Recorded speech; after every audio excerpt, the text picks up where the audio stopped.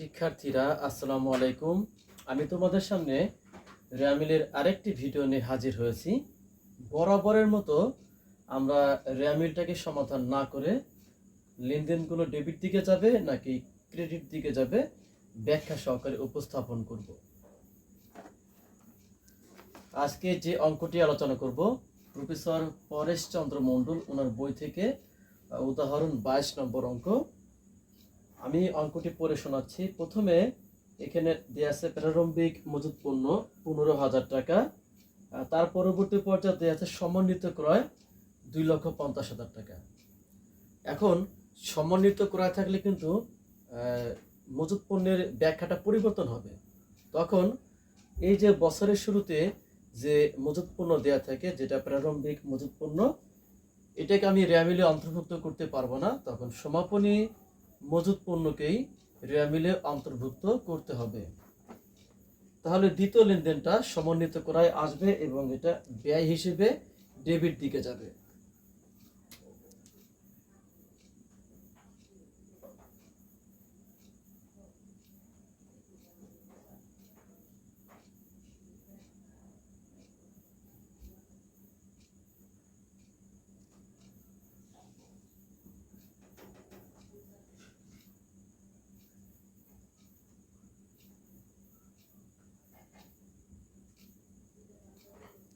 এরপরে দ্বিতীয় লেনদেন দেওয়া আছে বিক্রয় 1,20,000 টাকা, এটা আয় হিসেবে ক্রেডিট দিকে যাবে।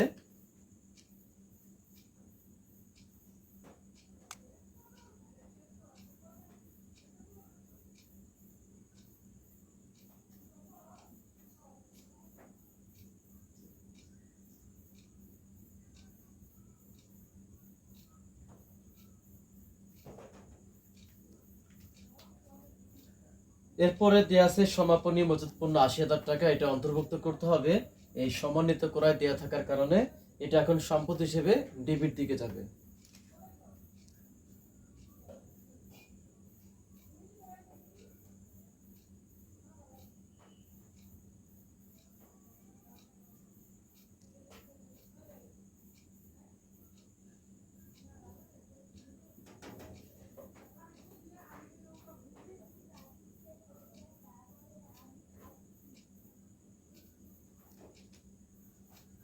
বকেয়া বেতন ও মজুরি 10,000 টাকা, আমরা জানি খরচ বকেয়া হলে দায়, তাহলে বেতন ও মজুরি খরচ, সুতরাং বকেয়া হবার কারণে চলতি দায় হিসেবে এটা কিন্তু ক্রেডিট দিকে যাবে।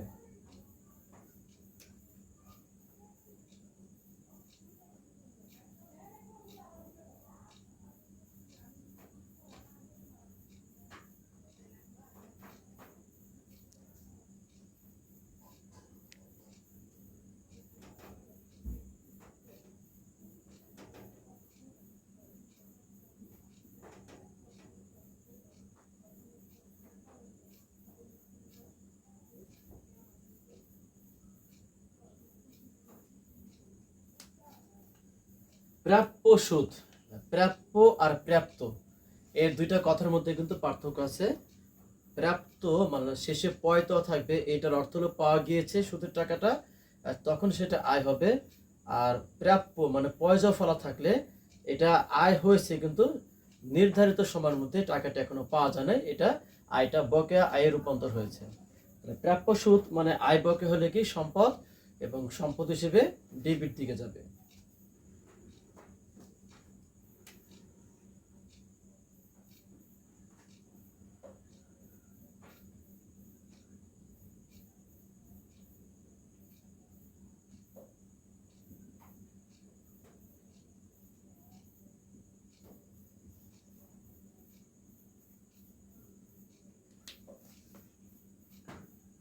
15% সঞ্চয়পত্র, এই সঞ্চয়পত্র আমার দীর্ঘমেয়াদী বিনিয়োগ, এবং দীর্ঘমেয়াদী বিনিয়োগ মানে কিন্তু সম্পদ, সুতরাং র্যামিলের ডেবিট দিকে যাবে।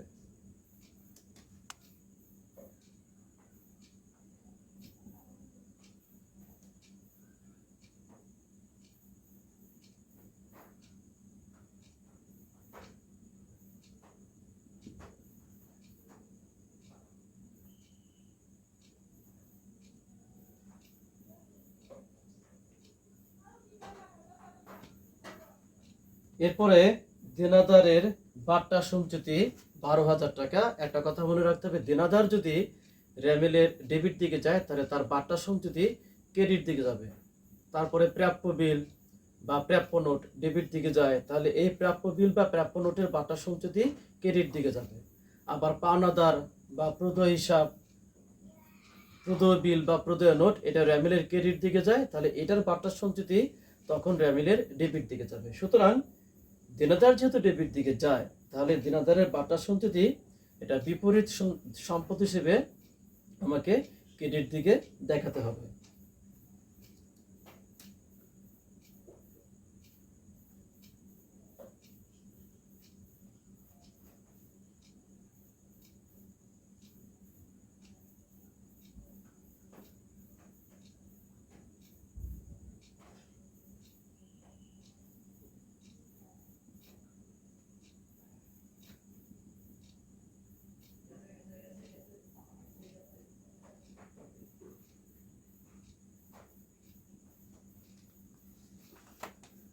এর পরবর্তী লেনদেন সাধারণ সঞ্চিতি 14,000 টাকা। সাধারণ সঞ্চিতি তৈরি করার অনেক উদ্দেশ্য থাকতে পারে।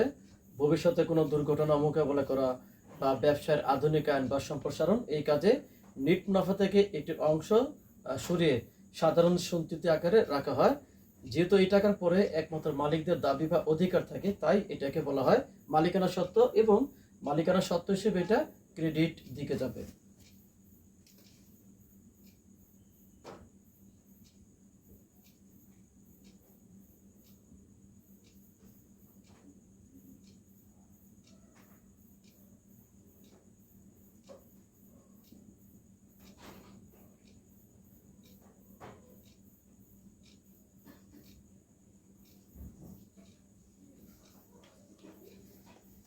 এর পরবর্তী লেনদেন দেয়া আছে প্রিমিসেস, অর্থাৎ প্রিমিসেস একটা স্থায়ী সম্পত্তি। এটা ভবন এবং তার আশেপাশে যে জমি থাকে এটাকে একত্রে বলা হয় প্রিমিসেস। এটা স্থায়ী সম্পদ এবং রেমিলের ডেবিট দিকে যাবে।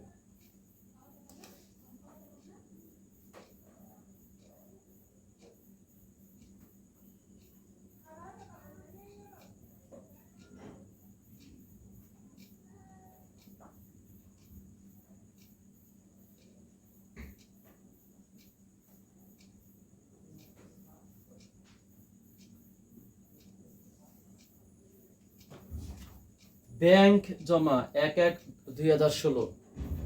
যে সম্পত্তিগুলো ব্যবহার করা হয়, মজুত পণ্য, অব্যবহৃত মণিহারি এবং সাপ্লাস, এই তিনটা বাদে অন্যান্য যে চলতি সম্পদগুলো আছে এটা বছরের শুরুতে মানে প্রারম্ভিক থাকলে কখনোই র্যামিলে আসবে না। সুতরাং ব্যাংক জমা 1/1/16 এটা র্যামিলে দেখানো যাবে না। দালান কোটা 30,000 টাকা, এটা স্থায়ী সম্পদ এবং ডেবিট দিকে যাবে।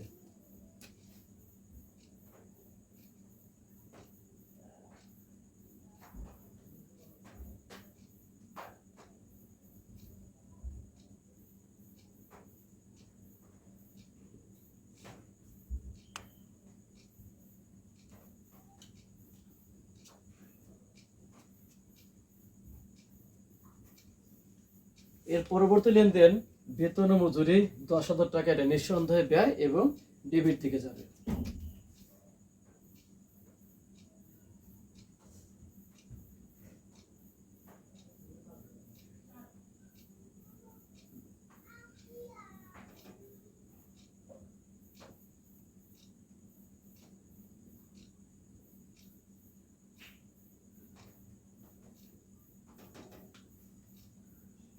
প্রাপ্য বাট্টা, অর্থাৎ প্রাপ্য মানে এটা কিন্তু এখনো প্রাপ্য বলতে চলতি সম্পদ।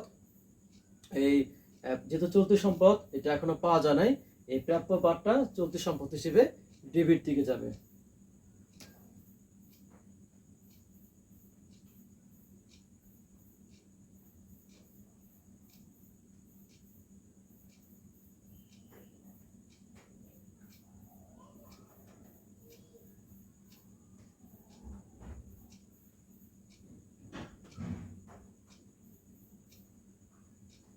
আয়কর সঞ্চিতি।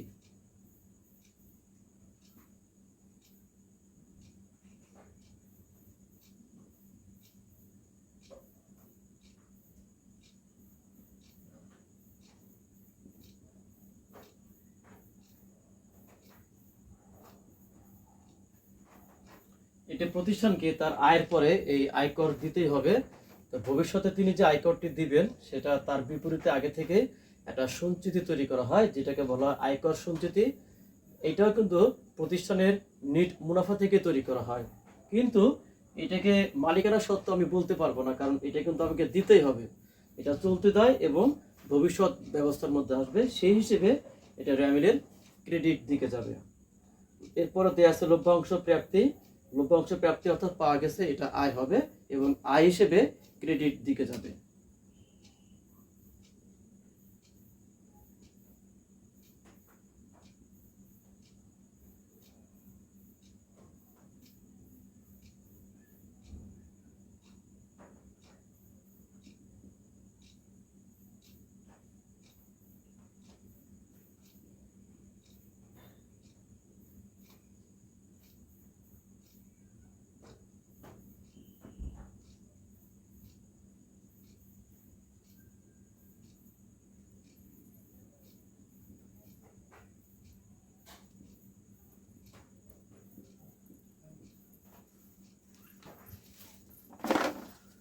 সর্বশেষ লেনদেন 12% ঋণ, এটা ক্রেডিট দিকে যাবে। এটা দীর্ঘমেয়াদী দায়।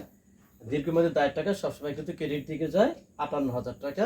শিক্ষার্থীরা, এই হলো আমার পরিপূর্ণ র্যামিল। এই র্যামিলটা তোমরা বাসায় নিজেরা করবে। নিজেরা করার পরে তোমাদেরকে দেখতে হবে যে র্যামিলের উভয় দিক, ডেবিট এবং ক্রেডিট, এই টাকাটি মিলে কিনা। যদি মিলে যায় তাহলে ভালো। এখন আমাকে দেখতে হবে এই যে র্যামিলটা, দেখো যে কয়টা লেনদেন দেয়া আছে কোথাও কিন্তু মূলধন নাই। এখন ধরে নাও র্যামিলের ডেবিট এবং ক্রেডিট উভয় দিকে টাকাটি কিন্তু মিলল না। এখন ঘাটতিটা যদি ক্রেডিট দিকে হয় তাহলে ওইটাকে আমার অনিশ্চিত হিসেবে অন্তর্ভুক্ত না করে মূলধন হিসেবে অন্তর্ভুক্ত করতে হবে। তার কারণ এই অঙ্কের মধ্যে কোথাও কিন্তু মূলধন কথাটি লেখা নেই বা দেয়া নেই। আর যদি ঘাটতিটা ডেবিট দিকে হয় তাহলে অবশ্যই আমরা অনিশ্চিত বা গরমিল হিসাব নামে এটাকে অন্তর্ভুক্ত করব। শিক্ষার্থীরা, আশা করি তোমরা সম্পূর্ণ অঙ্কটি বুঝতে পেরেছ। এরকম আরও র্যামিল সংক্রান্ত অঙ্ক নিয়ে তোমাদের সামনে ইনশাল্লাহ আগামীতে আমি হাজির হব। সেই পর্যন্ত তোমাদের সকলের সুস্বাস্থ্য কামনা করছি। তোমরা সকলেই ভালো থাকো।